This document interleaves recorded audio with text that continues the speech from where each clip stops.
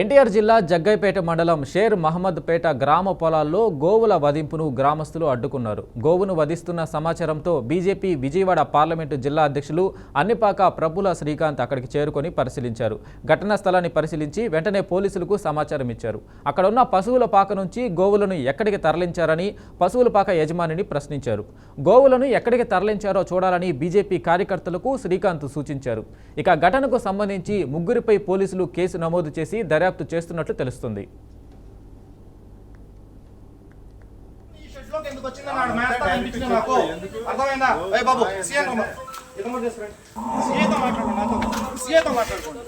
నువ్వు ఆ 10 ఆవులు ఎడిపోయినా నాకు చెప్పు. 2 ఆవులు తీసుకుని కోసారు. 2 ఆవులు నీ షెడ్లోని తీసుకెళ్ళినారు. మిగిలిన ఆవులు ఎక్కడ పోయినా నాకు చెప్పు. ఎవరు వదిలేశారు? వదిలేలా తోలుకొని పోయారు. అయ్యా బాబు ఎవరు ఊరికి పోతారు? అయ్యా బాబు ఒక బండి వేసుకొని పోయి అటు ఊరు మొత్తం తిప్పండి. ఎవరో ఒకళ్ళు పంపించు.